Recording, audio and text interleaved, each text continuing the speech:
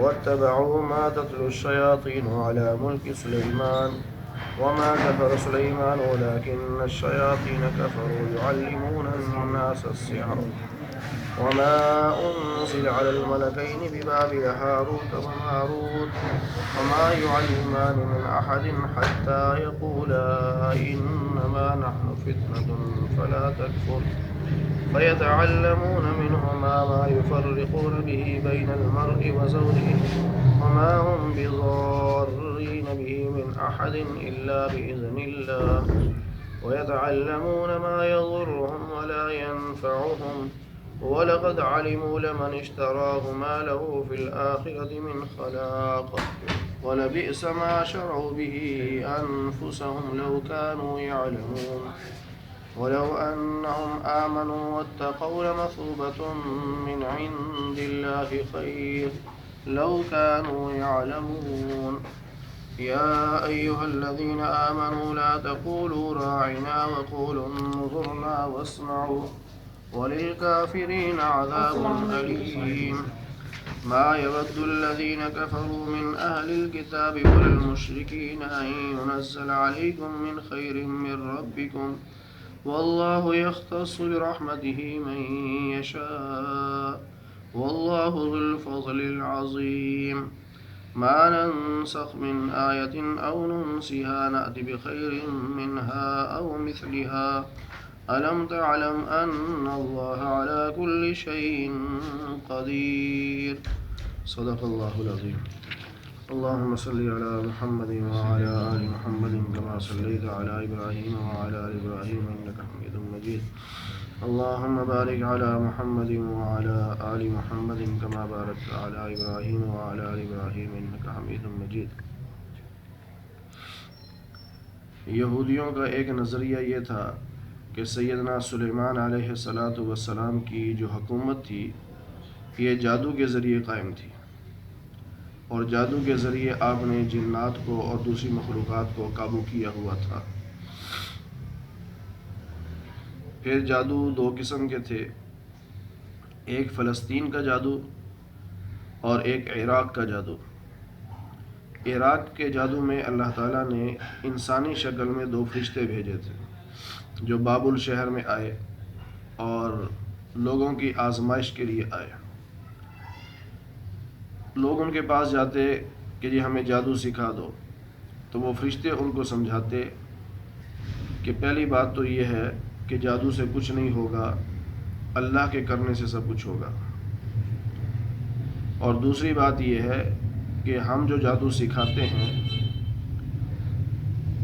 اگر تو صرف اپنا دفاع کرو گے تو سکھا دیں گے، اگر کسی کے خلاف کرو گے تو پھر نہیں سکھائیں گے. تو وہ لوگ ان کے پاس جاتے اور یہی وعدے وعید اور قسمیں کھاتے کہ ہم صرف اپنے فائدے کے لیے، اپنے دفاع کے لیے سیکھیں گے، کسی کا نقصان نہیں کریں گے. لیکن بعد میں کیا ہوتا کہ وہ میاں بیوی میں لڑائیاں کرواتے جادو کے ذریعے سے. تو اس آیت میں اللہ تعالیٰ نے دونوں باتوں کا رد کیا. پہلے تو سلیمان علیہ السلام کے بارے میں فرمایا کہ واتبعوا، یہ یہودی اتباع کرنے لگے، ما تتلو الشیاطین، اس علم کا جس کو شیطان پڑھا کرتے تھے، کیونکہ جادو یہ شیطانی کام ہے اور جادو کرنے والا یا کرانے والا وہ کافر ہو جاتا ہے. تو اس لیے فرمایا کہ یہ شیطانی علم کے پیچھے چلے علی ملک سلیمان، سلیمان علیہ السلام کی بادشاہت میں. یعنی یہ کافروں کا کام تھا، سلیمان کا کام نہیں تھا.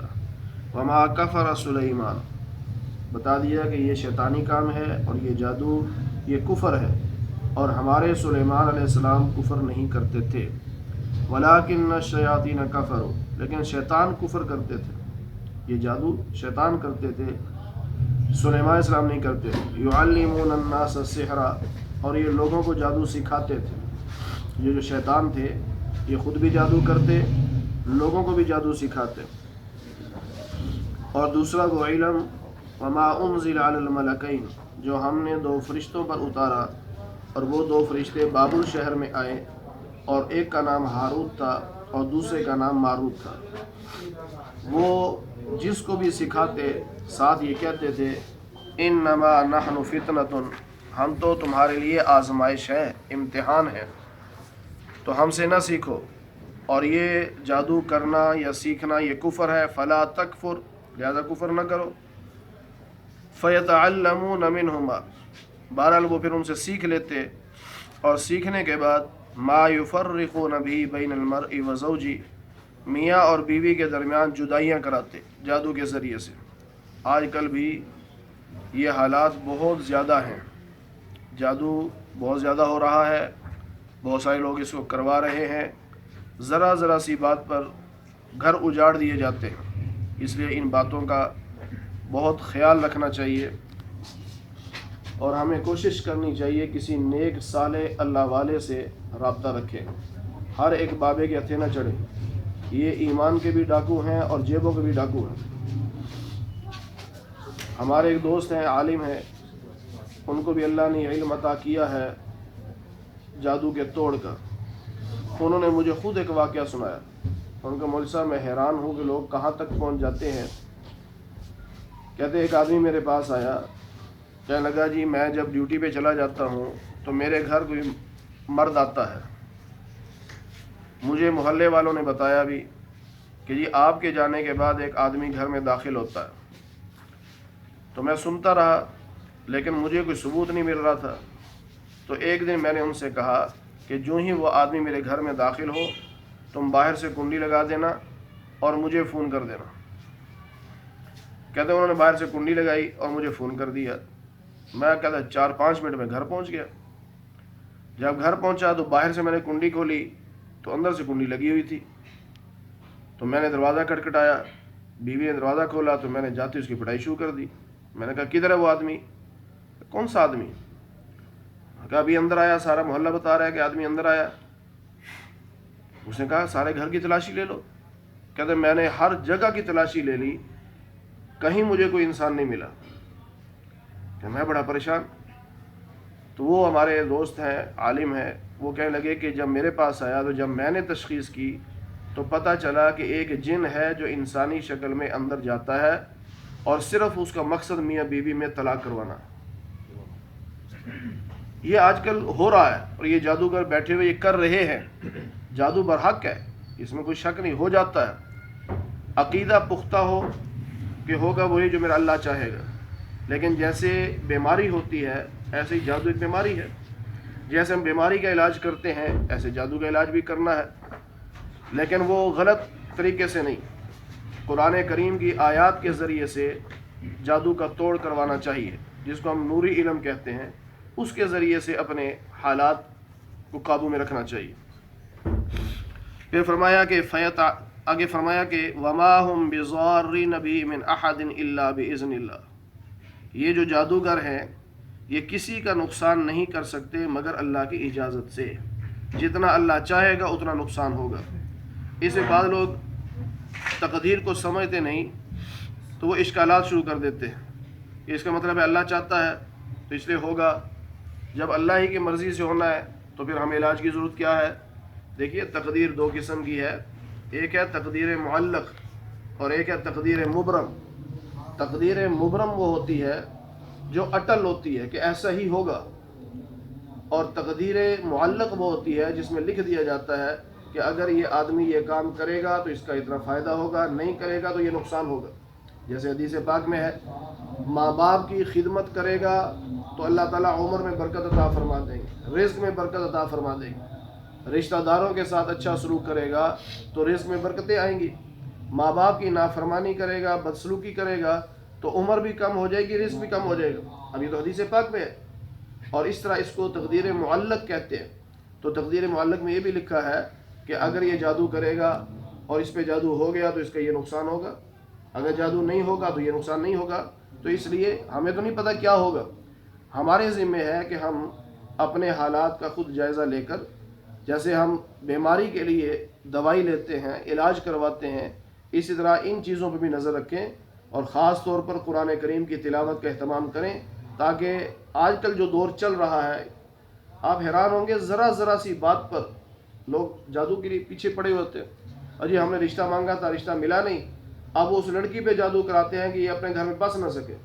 تو ایک بات ہے کرنے والی، ذرا سی بات پر اس کا بچہ بڑا لائق ہے، اس پہ جادو کرا دو. یہ ہو رہا ہے. یہ عورتیں جا رہی ہیں اور یہ کالے علم والے بیٹھے ہوئے ہیں، یہ سارا کفر کرتے ہیں، اور جو ان کے پاس جاتا ہے اور جادو کراتا ہے وہ بھی کافر ہو جاتا ہے. اللہ تعالیٰ نے قرآن کریم میں جو ہمیں درس شروع کیا اس میں فرمایا کہ وَلَٰكِنَّ الشَّيَاطِينَ كَفَرُوا، یہ جادو جو ہے یہ شیطان کرتے ہیں، اور یہ شیطان یہ کفریہ کام کرتے ہیں. اللہ نے جادو کو کفر قرار دیا.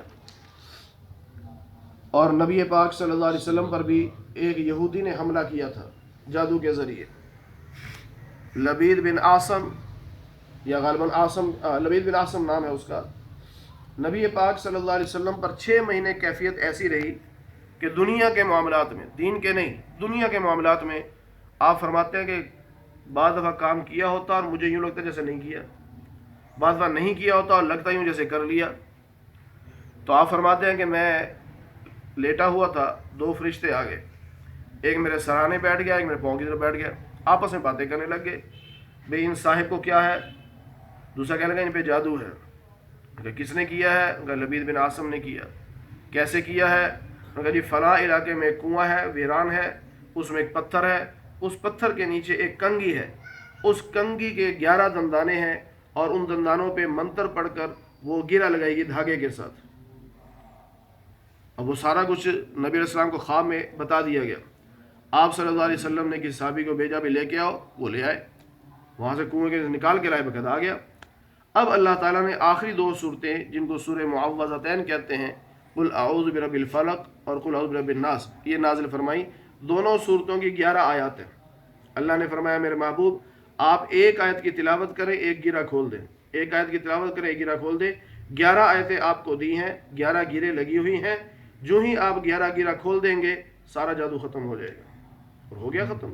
اور یہ اللہ نے انعام عطا فرمایا اپنے محبوب نبی صلی اللہ علیہ وسلم کے ذریعے سے امت کو، جو اس کا اہتمام کرے. آپ صلی اللہ علیہ وسلم نے خود فرمایا رات کو سونے سے پہلے آیت الکرسی پڑھو، آخری 3 کل پڑھو، ان کو پڑھ کر اپنے ہاتھوں پہ دم کر کے اور اپنے سارے جسم پہ پھیر لو، انشاءاللہ جادو سے محفوظ رہیں گے. 3 مرتبہ یہ عمل کرنا ہے. اور امی عائشہ رضی اللہ تعالیٰ عنہ فرماتی ہیں کہ جب نبی پاک صلی اللہ علیہ وسلم شدید بیمار ہوئے، جس بیماری کی وجہ سے آپ کا انتقال ہوا، فرماتی ہیں کہ میں خود پڑھ کر نبی پاک صلی اللہ علیہ وسلم کے ہاتھ پہ دم کرتی تھی، اور پھر آپ کا ہاتھ آپ کے جسم پہ یوں پھیر دیا کرتی تھی. آگے وجہ بھی بتائی، میں نے کہ پڑھ تو میں لیتی تھی، دم بھی میں کر لیتی تھی، لیکن جو برکت میرے محبوب کے ہاتھ میں تھی وہ میرے ہاتھ میں تو نہیں تھی نا. اس لیے اس برکت کو حاصل کرنے کے لیے میں نبی کا ہاتھ ہی کمزور بہت ہو گئے تھے تو خود ہاتھ نہیں پھیر سکتے تھے، تو حضرت عائشہ پڑھ کر ہاتھ پہ دم کرتی اور ہاتھ پکڑ کے پورے جسم پہ ہاتھ پھیر دیتی تھی. آخری وقت تک نبی علیہ السلام کا یہ معمول رہا ہے. اس لیے ہمیں چاہیے کہ سونے سے پہلے آیت الکرسی پڑھیں، اس کا اہتمام کریں، اور آخری 3 کل پڑھیں اور اپنے جسم پہ دم کریں. اللہ پاک کرم فرمائیں گے. آگے فرمایا وَيَتَعَلَّمُونَ مَا يَضُرُّهُمْ، یہ جادو سیکھا تو انہوں نے ایسا علم سیکھا جس کا نقصان ہی نقصان ہے، فائدہ کوئی نہیں، نقصان ہی نقصان ہے. کیا؟ ظاہر ہے جب کفر کر لیا، جادو سیکھ لیا، اب جو آدمی جادو کرے گا تو کافر ہو جائے گا، تو کافر کے لیے فائدہ تو نہیں نا، نقصان ہے، جہنم میں جائے گا. اور اگر کسی نے جادو کر بھی دیا تو ہمارا نقصان کتنا ہوگا؟ زیادہ سے زیادہ بڑا نقصان یہ ہے کہ موت آ جائے گی، اس سے بڑا نقصان تو نہیں. اور اگر ہم نے اس موت سے بچنے کے لیے کسی کافر کے پاس جا کر، کسی کالے جادو والے کے پاس جا کر ہم نے توڑ کرانے کے لیے کہا تو ہم نے بھی کفر کر لیا. اس کفر سے بہتر ہے بندہ مر جائے، کیوں؟ مرنے کے بعد جنت میں چلا جائے گا نا. اور اگر کفر کر لیا تو جہنم میں جائے گا. تو یہ جادو کرنا کرانا یہ نقصان ہی نقصان ہے، اس کا فائدہ کوئی نہیں. آگے فرمایا وَلَقَدْ عَلِمُوا، کاش ان کو یہ معلوم ہو جاتا کہ انہوں نے دنیا میں یہ جادو جو کیا ہے، جادو جو سیکھا ہے، تو انہوں نے اپنی آخرت برباد کر لی ہے، اور آخرت میں ان کے لیے اللہ کی رحمت کا کوئی حصہ نہیں ہوگا. پھر فرمایا اگر یہ ایمان لاتے اور تقوی اختیار کرتے تو اللہ کے ہاں جو ثواب ملنا تھا وہ بہت بہتر تھا. ایمان پہ قائم رہنا چاہیے. دنیا کے حالات میں اونچ نیچ آتی رہتی ہے. عبداللہ ابن مسعود رضی اللہ تعالی عنہ کی بیوی حضرت زینب رضی اللہ عنہ، ان کی آنکھ میں تکلیف ہوئی. کہنے لگی سنا فلانا یہودی جو ہے نا وہ دم کرتا ہے، تو کیا خیال ہے دم نہ کروا لوں اس سے؟ حضرت عبداللہ ابن مسعود نے فرمایا خبردار اس کے پاس نہیں جانا.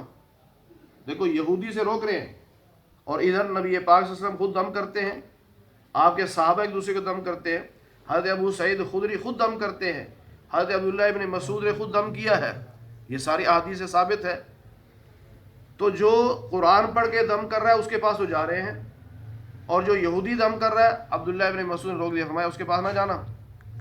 بیوی نے کہا بڑے لوگوں کو شفا مل جاتی ہے، تو عبداللہ ابن مسعود نے وجہ بتائی، فرمایا اس یہودی چونکہ کافر ہے تو شیطان تو چاہتا ہے لوگوں کے ایمان کو خراب کرے، تو تمہاری آنکھ میں شیطان انگلی مارتا ہے، اسے تکلیف ہوتی ہے، جب یہودی کے پاس جائے گی تھوڑی دیر کے لیے شیطان رک جائے گا، کیوں؟ جو اس نے ایمان چھیننا تھا وہ تو چھین لیا، یہودی کے پاس بھیج دیا، اب بظاہر یہودی نے اپنا منتر پڑھ کے دم کیا ہے، لیکن اصل حقیقت میں شیطان پیچھے ہٹ گیا، کچھ عرصے کے بعد پھر انگلی مارے گا آنکھ پہ، تمہیں پھر تکلیف ہوگی، تم بھی اس کے پاس جاؤ گے، یوں تمہارے ایمان کو شیطان خراب کرنا چاہتا ہے۔ ایسوں کے پاس نہ جاؤ، ان لوگوں کے پاس جاؤ جن کے دلوں میں خوف خدا ہے، جو اللہ کے سامنے جھکنے والے ہیں اور نبی پاک صلی اللہ علیہ وسلم کی سنت کے مطابق زندگی گزارنے والے ہیں۔ اللہ والے وہی ہوتے ہیں جو نبی کی سنت کے مطابق زندگی گزارے۔ آگے یہودیوں کی ایک اور بات کا ذکر کیا، بعض یہودی سازش کے طور پر نبی پاک کی مجلس میں آتے اور آ کر بیٹھ کر کہتے یا رسول اللہ راعینا، یا رسول اللہ راعینا۔ اب راعینا اس کا عربی میں معنی تو ہماری رعایت کیجیے، لیکن اسی کا صرف بولتے ہوئے تھوڑا سا سٹائل بدل لیں، لہجہ بدل لیں، تو وہ کہتے راعینا، راعینا، تھوڑا سا عین کو لمبا کرتے۔ اب یہ عبرانی زبان میں اس کا معنی تھا اے شریر آدمی، یا اے بے وقوف آدمی، یا بعد نے کہا اے ہمارے چرواہے۔ اب وہ یہودی آ کر نبی علیہ السلام کو نعوذ باللہ گالی دیتے، راعینا کہہ دیتے۔ اب صحابہ چونکہ عربی تھے وہ اس زبان کی توجہ نہ کرتے، وہ عربی کی توجہ کرتے، وہ کہتے لفظ تو بڑا اچھا ہے، تو صحابہ بھی کہنا شروع ہو گئے یا رسول اللہ راعینا، ہماری رعایت کیجیے۔ اللہ نے آیت نازل فرما دی، فرمایا کہ ایمان والو، یہودیوں کی سازش کا شکار ہو کر تم راعینا کا لفظ نہ بولو، اس لیے کہ تم عربی لفظ سمجھتے ہو، وہ عبرانی سمجھتے ہیں، اور بعد میں وہ مذاق اڑاتے ہیں۔ دیکھو نبی کے صحابہ بھی نبی کو گالی دے رہے ہیں، وہ اور معنی لیتے ہیں، تم اور معنی لیتے ہو، لہٰذا ایسا لفظ ہی بولنا چھوڑ دو جس لفظ سے نبی کی گستاخی کی بو بھی آتی ہو۔ گستاخی کرنا دور کی بات ہے، یہ تو بہت بڑا جرم ہے، جس لفظ سے نبی کی گستاخی کی بو بھی آتی ہو وہ لفظ بولنا چھوڑ دو۔ پھر کیا کہیں؟ فرمایا یوں کہہ دیا کرو یا رسول اللہ انظرنا، ہماری طرف نظر کیجئے، نظر کرم فرمائیے، یہ لفظ بول لیا کرو، رائنا کا لفظ نہ بولو۔ واسمعوا، اور سنو بات کو، توجہ سے بات کو سنا کرو۔ پھر فرمایا جو کافر ہیں ان کے لیے دردناک عذاب ہے۔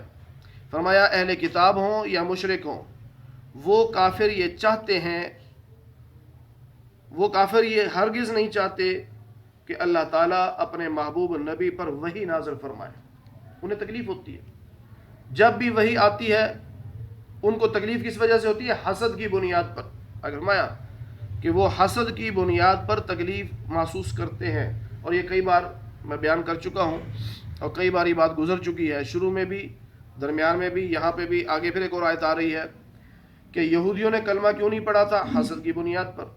اسی حسد کی وجہ سے وہ قرآن کا بھی انکار کرتے، نبی کا بھی انکار کرتے، اور صحابہ سے بھی دشمنی کرتے۔ اسلام کے دشمن یہودی اس وجہ سے ہوئے کہ ان کے اندر حسد تھا۔ حسد کی بنیاد کیا تھی؟ حضرت ابراہیم علیہ السلام کے دو بیٹے تھے، حضرت اسماعیل اور حضرت اسحاق، دو بیٹے۔ آگے جو نسل چلی نبیوں کی وہ حضرت اسحاق کی اولاد میں چلی۔ اسحاق علیہ السلام کے بیٹے نبی بنے یعقوب، ان کے بیٹے یوسف، آگے ان کے بیٹے، یوں چلتے چلتے چلتے نبوت اس میں چلتے چلتے عیسیٰ علیہ السلام تک آئی۔ یہ سارے عیسیٰ علیہ السلام تک جتنے نبی ہیں اسحاق علیہ السلام کی اولاد میں ہیں، اور ادھر اسماعیل علیہ السلام کی اولاد میں کوئی نبی نہیں، نسل چل رہی ہے لیکن نبی کوئی نہیں۔ آخر میں اللہ تعالیٰ نے اسماعیل علیہ السلام کی اولاد میں نبی بھیجے، محمد الرسول اللہ صلی اللہ علیہ وسلم۔ اب ان کو جو اسحاق علیہ السلام کی اولاد تھی ان کو حسد ہوا کہ ہمارے خاندان سے نبوت چھین کر ہمارے شریکے میں دے دی، ہمارے چچا کے گھر میں نبوت چلی گئی۔ اس حسد کی بنیاد پر کلمہ نہیں پڑھا انہوں نے، کہ ہمارے خاندان سے نبوت اس خاندان میں کیوں چلی گئی؟ لاہور ہی کے قلعہ گجر سنگھ کے ایک بزرگ تھے مولانا اجمل خان رحمۃ اللہ علیہ، بہت زبردست خطیب تھے، ایک جملہ فرمایا کرتے تھے، فرماتے اسحاق کی اولاد میں ہزاروں نبی آئے، بلکہ 1.25 نبی آئے، 8 یا 9 نبی چھوڑ دیں، باقی سارے اسحاق علیہ السلام کی اولاد میں ہیں۔ تو فرمانے لگے ہزاروں نبی اسحاق کی اولاد میں آئے، اسماعیل کی اولاد میں ایک ہی نبی آیا اور ہزاروں سے بڑا آیا، ایک ہی آیا ہزاروں سے بڑا آیا۔ اور یہ ہمارا عقیدہ ہے نا کہ نبی پاک صلی اللہ علیہ وسلم جن کا ہمیں کلمہ نصیب ہوا ہے 1.25 لاکھ نبیوں میں سب سے بڑے ہیں، سب سے بڑے، بلکہ یوں کہنا چاہیے اللہ کے بعد پوری کائنات میں سب سے بڑے ہیں۔ نہ کوئی فرشتہ آپ کے برابر کا ہے، نہ کوئی جن آپ کے برابر کا ہے، نہ کوئی نبی آپ کے برابر کا ہے، بلکہ 1.25 لاکھ نبی جتنے ہیں وہ سارے امتی ہیں ہمارے نبی پاک صلی اللہ علیہ وسلم کے، اپنی اپنی قوم کے نبی ہیں اور ہمارے نبی کے وہ امتی ہیں۔ آگے اللہ نے فرمایا واللہ یختص برحمتہ من یشاء، ان کے حسد کرنے سے کیا ہوتا ہے؟ اللہ جس پر چاہتا ہے اپنی رحمت نازل کرتا ہے، تو اللہ کی مہربانی ہے۔ فرمایا جو کوئی آیت اگر ہم منسوخ کر دیتے ہیں یا ہم آپ سے اس کو بھلا دیتے ہیں تو ہم اس سے بہتر یا اسی جیسی دوسری آیت نازل کر دیتے ہیں۔ قرآن کریم میں بہت ساری آیات ایسی آئیں، بعض آیات کی تلاوت منسوخ ہو گئی، حکم باقی ہے، جیسے آیت رجم ہے، شادی شدہ مرد یا عورت اگر زنا کر لے اور وہ ثابت ہو جائے 4 گواہوں کی روشنی میں تو اسے سنگسار کیا جاتا ہے، اس کو کہتے ہیں آیت رجم۔ اب اس کی تلاوت نہیں ہے، پورے قرآن میں آیت رجم نہیں ہے، لیکن حکم باقی ہے۔ بعض آیات ہیں موجود ہیں، ان کا حکم ختم کر دیا، جیسے دوسرے پارے میں آ رہا ہے کہ پہلے حکم یہ تھا کہ اگر کوئی عورت بیوہ ہو جائے تو اس کی عدت 1 سال ہے۔ آیت ہم بھی آج بھی پڑھتے ہیں، تلاوت کرتے ہیں، لیکن اس حکم پر عمل نہیں ہے۔ کیوں؟ اس کے بعد دوسری آیت نازل ہوگی کہ بیوہ کی عدت 4 مہینے 10 دن ہے۔ آیت موجود ہے، حکم ختم، اور بعض دفعہ حکم موجود ہے، آیت ختم، اور بعض دفعہ آیت بھی ختم حکم بھی ختم، ایسا بھی ہو جاتا ہے۔ تو فرمایا کہ ہم اگر کسی آیت کو منسوخ کر دیتے ہیں تو ہم اس سے بہتر دے دیتے ہیں یا اس جیسی دے دیتے ہیں، اور اللہ تعالیٰ حکیم ہے۔ اللہ حالات سے مجبور ہو کر نہیں حکم بدل رہا، یہ کوئی نہ سمجھے کہ حالات ایسے آگے اللہ نے مجبوراً حکم تبدیل کر دیا، نہ، اللہ کو پہلے سے پتا تھا اور پہلے سے پتا ہے کہ اس قوم کو میں نے یہ حکم دینا ہے، اتنے عرصے کے بعد اس کو دوسرا حکم دینا ہے، اور اللہ سب سے بہتر جانتے ہیں۔ جیسے حکیم نبض دیکھتے ہی سمجھ جاتا ہے کہ اصل بیماری یہ ہے، لیکن اس بیماری کے علاج کے لیے پہلے اس کے معدے کو ٹھیک کرنا ہوگا، وہ معدہ اس قابل نہیں ہے کہ اس بیماری کی دوائی کو برداشت کر سکے، اب وہ پہلے ایک اور نسخہ دیتا ہے تاکہ معدے کی اصلاح ہو جائے، معدے کی اصلاح ہو گئی، مہینے 1.5 مہینے بعد اب دوسری دوائی دے رہا ہے۔ اگر وہ بندہ کہہ دے کہ حکیم صاحب یہی دوائی دینی تھی تو پہلے کیوں نہیں دی؟ اسے کہنا ہے میں حکیم ہوں، میں سمجھتا ہوں کہ تجھے کس موقع پر کون سی دوائی دینی ہے۔ تو قرآن کریم میں بار بار ہے ان اللہ علیم حکیم، اللہ علم والا بھی ہے، حکیم بھی ہے، حکمت والا بھی ہے۔ اللہ کو پتہ ہے کس قوم کو کون سا حکم دینا تھا اور کس قوم سے کون سا حکم کب ختم کرنا تھا۔ آگے فرمایا ان علم تعلم، کیا تمہیں معلوم نہیں اللہ تعالیٰ ہر چیز پر قادر ہے؟ کیا تمہیں معلوم نہیں زمین و آسمان کا مالک اللہ ہے؟ اور جب اللہ تعالیٰ کسی کافر کو پکڑے گا، یعنی یہودی عیسائی وغیرہ، تو فرمایا کہ پھر اللہ کے مقابلے پر ان کا کوئی مدد کرنے والا نہیں ہوگا، کوئی ان کو چھڑانے والا نہیں ہوگا۔ پھر فرمایا کہ ام تریدون ان تسلوا، کیا تم بھی چاہتے ہو اپنے رسول سے ایسے سوال کرو جیسے موسیٰ علیہ السلام سے سوال کیے گئے۔ بعض لوگوں نے سوال کرنے چاہے نبی علیہ السلام سے کہ اس کی حکمت کیا ہے، جیسے آج کبھی لوگ کہتے ہیں مولوی صاحب یہ جو مسئلہ ہے نا اس میں حکمت کیا ہے؟ یاد رکھیے مسلمان کا کام حکمتیں تلاش کرنا نہیں ہے، مسلمان کا کام اللہ کے حکم کو فالو کرنا ہے، بس اللہ کے نبی نے حکم دے دیا ہم نے مان لیا، اس میں حکمت کیا ہے، اس میں فلسفہ کیا ہے، اس میں لاجک کیا ہے، اس کی ہمیں ضرورت نہیں ہے، نہ ہمیں اس میں پڑھنا چاہیے، بس اللہ کا حکم ہے۔ میں ایک دفعہ انٹرویو کے لیے گیا DHA میں، اس کے بعد میں پھر DHA خطیب بن گیا، تو وہاں ایک کرنل صاحب تھے، انہوں نے مجھے کہا کہ جی ایک سوال کا جواب تو دیں۔ میں کہ جی فرمائیں۔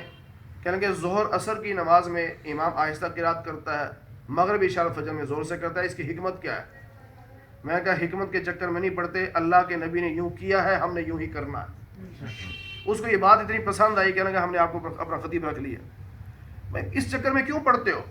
وہ اللہ اور نبی کا معاملہ ہے، وہ جانے آپس میں، ہمیں جو حکم اللہ کے نبی نے دے دیا ہم نے اس پہ عمل کرنا ہے بس. اس نے فرمایا کہ تم ایسے سوال نہ کرنا جیسے موسیٰ علیہ السلام کی قوم موسیٰ علیہ السلام سے کرتی تھی. جیسے پیچھے واقعہ گزر چکا پچھلے درس میں کہ آدمی قتل ہو گیا، قاتل کا پتہ نہیں. اب کہنے لگے وہ قاتل کیسے پتہ چلے؟ موسیٰ علیہ السلام سے کہا اللہ سے دعا کرو. آپ نے دعا کی، اللہ نے فرمایا ان سے کہو گائے ذبح کر کے اس کے گوشت کا ٹکڑا لگائے، یہ مقتول خود زندہ ہو کے قاتل کا نام بتائے گا. اب کر دینا چاہیے تھا، کہتا نہیں بتاؤ گائے کیسی ہو. اللہ نے بتا دیا کہ نہ بوڑھی ہو نہ کماری ہو. نہیں رنگ بتاؤ کیسا ہو، زرد رنگ کی ہو، بالکل کوئی دھبا نہ ہو، ٹوٹل زرد ہو. نہیں ابھی بھی سمجھ نہیں آ رہی کیسی ہو، ان کا پالتو ہو. اب تلاش کرنا شروع کر دی. تو جو اللہ حکم دیتا ہے اس کو کر لینا چاہیے، اس سے آگے سوال پہ سوال یہ نہیں کرنے چاہیے. تو یہاں اللہ تعالیٰ یہ منع کر رہے ہیں کہ تم ایسی حرکتیں نہ کرنا جو بنی اسرائیل نے کی تھی کہ موسیٰ علیہ السلام پر سوال پہ سوال، ایسا نہ کرنا. فرمایا وَمَن يَتَبَدَّلْ الْكُفْرَ بِالْإِيمَانِ، ایمان لانے کے بعد جو کفر اختیار کر لیتا ہے وہ سیدھے راستے سے بھٹک جاتا ہے، وہ تو مرتد ہو جاتا ہے، سیدھے جہنم میں جاتا ہے. فرمایا اہل کتاب کی اکثریت یہ چاہتی ہے کہ تمہیں ایمان لانے کے بعد تمہیں کافر بنا دیں. یہودی بھی یہ چاہتے ہیں تمہیں کافر بنائیں، عیسائی بھی یہ چاہتے ہیں تمہیں کافر بنائیں. اگلے رکوع میں آ رہا ہے تم جتنا مرضی ان کے دوست بن جاؤ یہ تم سے راضی نہیں ہو سکتے جب تک تم اپنا کلمہ نہیں چھوڑ دو گے، اپنے نبی کا دامن جب تک نہیں چھوڑ دو گے یہ تم سے راضی نہیں ہو سکتے. تو ہمیں کیا ضرورت پڑی ہے ان کو راضی کرنے کے چکر میں پڑے رہیں؟ آج ہمارے یہاں یہی سب سے بڑے فساد کی جڑ ہے، ہمارے حکمرانوں کے ذہنوں میں بھی، عوام کے ذہنوں بھی. بس یہ میرا حلیہ ایسا ہو، میری شکل ایسی ہو، میرا کردار ایسا ہو، انگریز دیکھ کے خوش ہو جائے ہمارے جیسا ہے. انگریزوں کو خوش کرنا ہے کہ اللہ کو خوش کرنا ہے؟ انگریز کبھی خوش نہیں ہوگا جب تک تم مسلمان ہو. چاہے جیسا مرضی لباس پہن لو، جیسی مرضی ان کے ساتھ ایکٹنگ کر لو، جیسی مرضی تہذیب اختیار کر لو، جب تک کلمہ نہیں چھوڑو گے اس وقت تک یہودی تمہیں اپنا دوست نہیں سمجھیں گے. اور اگر کلمہ چھوڑ دیا تو پھر آخرت برباد ہوگی، جہنم میں چلے گے. جب وہ ہمارے نہیں بن سکتے اور ہم ان کے نہیں بن سکتے تو ہمیں کیا ضرورت ان کو راضی کرنے کی؟ ہمیں ہمیشہ وہ کام کرنا چاہیے جس سے اللہ راضی ہو، اللہ کا رسول راضی ہو. باقی دنیا کی کیا پرواہ، ابھی سانس نکل جائے کیا پتہ چلتا ہے. ہم لوگوں کو راضی کرنے کے چکر میں پڑے رہیں.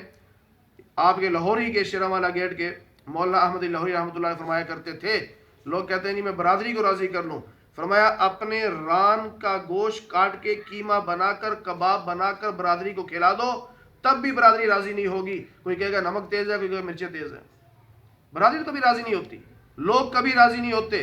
لوگوں نے تو خدا پہ راضی نہیں ہوتے، اللہ کے نبی پہ لوگ راضی ہوئے. آپ کی اپنی برادری آپ سے ناراض رہی، ابو جہل ناراض نہیں رہا، ابو لہب ناراض نہیں رہا. تو کیا ضرورت ہے؟ اللہ کے نبی نے ہمیں پیغام یہ دیا ہے لوگوں کو مت راضی کرو، اللہ اس کے رسول کو راضی کرو. بس اللہ راضی، اللہ کا رسول راضی، تم کامیاب. امی عائشہ رضی اللہ تعالیٰ عنہ فرماتی ہیں خوش نصیب ہے وہ انسان جو اللہ کو راضی کر لے چاہے مخلوق ناراض ہو جائے. اللہ کو راضی کر لے چاہے مخلوق ناراض ہو جائے. فرمایا بد نصیب ہے وہ انسان جو مخلوق کو راضی کرے اور خالق کو ناراض کر دے. آج ہی کچھ چکر چل رہا ہے، بس لوگ مجھ سے راضی ہو جائیں. لوگ کبھی راضی نہیں ہوتے. ہاں اتنی بات ہے جب رب راضی ہو گیا تو رب لوگوں کو خود ہی راضی کر دے گا.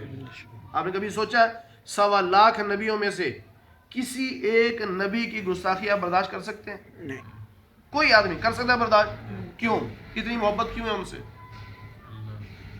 انہوں نے رب کو راضی کیا ہے، ہم نے ان کو دیکھا نہیں ہے.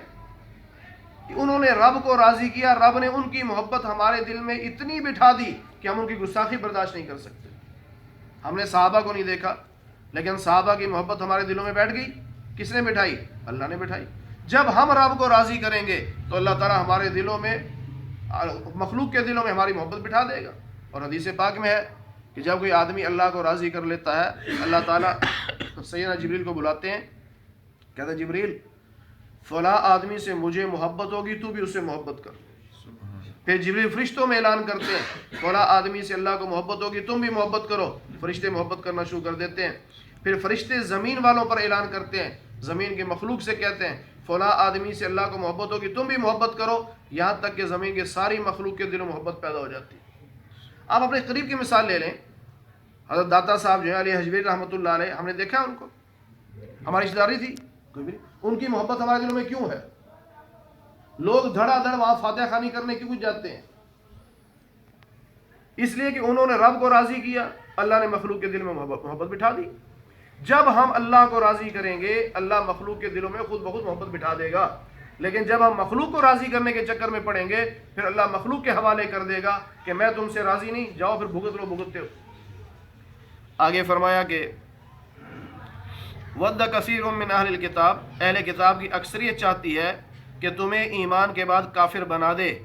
وجہ حسدا من عند انفسهم، وجہ وہی حسد ہے کہ جب ہم کافر رہے تو ان کو بھی کافر بناؤ، جب ہم نے جہنم میں جانا تو ان کو بھی جہنم میں لے کے جاؤ۔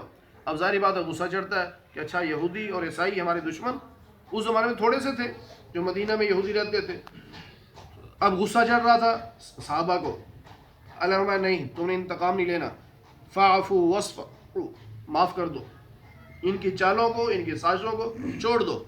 واصفحوا، وصفہ صفا سے ہے، جیسے صفا خالی ہوتا ہے اس طرح بالکل اپنے دل سے مٹا دو ان کی باتوں کو، بالکل خالی کر دو۔ حتی یأتی اللہ بامرہ، جب تک اللہ تعالیٰ خود جہاد کا حکم نہیں دیتا۔ تم نے یہودیوں کے خلاف جہاد نہیں کرنا، پہلے سال نہیں ہوا، کافروں کے خلاف ہوا، مشرکین مکہ کے خلاف جہاد ہوتا رہا، غزوہ بدر بھی، غزوہ احد بھی، اس کے بعد غزوہ بنو قریظہ ہوا ہے یہودیوں کے خلاف جب اللہ نے حکم دیا، اس سے پہلے نہیں۔ آگے فرمایا نماز قائم کرو، زکوٰۃ ادا کیا کرو، اور جو کام تم اچھے کرو گے آگے بھیجو گے اللہ کے پاس، تم وہ پالو گے، اللہ ضائع نہیں کرے گا، وہاں موجود ہوں گے، نامہ اعمال میں لکھے ہوئے ہوں گے۔ فرمایا یہودی کہتے تھے کہ ہم جنت میں جائیں گے، عیسائی کہتے تھے ہم جنت میں جائیں گے، ان دونوں کا آپس میں مقابلہ تھا۔ یہودی کہتے تھے ہمارے سوا جنت میں کوئی نہیں جا سکتا، عیسائی کہتے تھے ہمارے سوا کوئی نہیں جا سکتا۔ آگے چھٹے پارے میں آ رہا ہے، یہ عجیب دعویٰ کرتے تھے، وقالت الیہود والنصارى نحن ابناء اللہ واحباؤہ، ہم اللہ کے بیٹے ہیں، اللہ کے محبوب ہیں، ہم نے جنت ہی میں جانا ہے۔ جیسے ہمارے یہاں بھی کچھ لوگ کہتے ہیں ہم تو سید بادشاہ جو مرضی کریں، ہم سیدھے جنت میں۔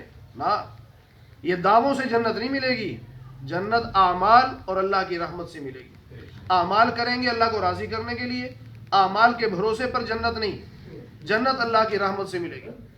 آگے فرمایا کہ تلک امانیہم، یہ کہنا نا کہ صرف ہم ہی جنت میں جائیں گے، فرمایا ان کی خام خیالیاں ہیں، کہتا ہے خیالی باتیں ہیں ان کی۔ قل ہاتوا برہانکم، آپ ان سے کہیے دلیل لاؤ اگر سچے ہو۔ کس کتاب میں لکھا ہے کہ صرف یہودی جنت میں جائیں گے؟ کس کتاب میں لکھا ہے صرف عیسائی جنت میں جائیں گے اور کوئی جنت میں نہیں جائے گا؟ لاؤ کوئی دلیل، کسی نبی کا قول پیش کرو، کوئی بھی نہیں ہے۔ فرمایا سنو پھر اب ہماری بات، جنت میں وہ جائے گا جو اپنے آپ کو اللہ کی رضا کے لیے اللہ کا پابند بنا دے، اللہ کو راضی کرنے کے لیے اللہ کا بندہ بن جائے، بس غلام بن جائے، میں تو اللہ کا غلام ہوں۔ وَهُوَ مُحْسِنٌ، اور ہو بھی وہ ایمان والا، ہاں بغیر ایمان والے نہیں۔ ایک آدمی چلے کاٹتا رہے اور ایمان نہ ہو تو وہ جنت میں نہیں جائے گا۔ جنت میں وہ جائے گا جس کا ایمان ہوگا، اور ایمان جس زمانے میں جو نبی آئے اس زمانے کے حساب سے اس نبی کلمہ پڑھا تو ایمان ہے۔ اب چونکہ ہمارے نبی پاک سب آخری نبی ہیں، آپ کے بعد کسی نبی نہیں آنا، اب قیامت تک ایمان لانے کے لیے شرط ہے کہ ایمان لاؤ محمد الرسول اللہ صلی اللہ علیہ وسلم پر۔ اب اگر کوئی کہتا ہے میں موسیٰ علیہ السلام کو اللہ کا نبی مانتا ہوں، عیسیٰ علیہ السلام کو مانتا ہوں، یہ ایمان نہیں مانا جائے گا۔ جب موسیٰ علیہ السلام دنیا میں تھے، جب تک ان کی شریعت چل رہی تھی، اس وقت تک جو ان کا کلمہ پڑھتا تھا وہ مومن تھا۔ اب جب آخری نبی آ گئے، اب آخری نبی کا کلمہ پڑھیں گے تو مومن ہوں گے، اب کسی اور نبی کا کلمہ پڑھنے والا مومن نہیں کہلائے گا۔ آگے فرمایا ولا فلہ اجرہ عند ربی، ان اللہ کے ہاں ان لوگوں کے لیے اجر بھی ہے، ولا خوف علیہم ولا هم یحزنون، نہ انہیں کوئی غم ہوگا نہ کوئی خوف ہوگا۔ غم ہوتا ہے پیچھے ماضی کا، کہ کسی چیز کے چھوڑنے کا غم کوئی نہیں، اگلا کوئی ڈر وہ بھی کوئی نہیں، کیوں سیدھا جنت میں جانا ہے، اور جنت میں جب نظر آ رہا ہے بھی جنت میں جانا ہے تو دنیا کا غم بھی ختم۔ حدیث پاک میں آتا ہے جو آدمی دین کی خاطر قربانیاں کرتا ہے اور یہاں پریشانیاں برداشت کرتا ہے، بظاہر دنیا میں اسے کچھ سہولت نہیں ملی، غریب ہے، کچھ کھانے کبھی ملا کبھی نہ ملا، کپڑے اچھے پہننے کو نہیں ملے، لوگ تانے دیتے رہے، لیکن وہ دین پہ قائم رہا۔ فرمایا جب یہ جنت کا دروازہ دیکھے گا نا، ابھی اندر نہیں گیا، صرف جنت کا دروازہ دیکھے گا، قسم کھا کے کہے گا اللہ کی قسم مجھے پتہ ہی نہیں پریشانی ہوتی کیا۔ دنیا کی پریشانیاں سب فانی ہیں، یہ ختم ہو جائیں گی، اور دنیا کی خوشیاں بھی فانی ہیں۔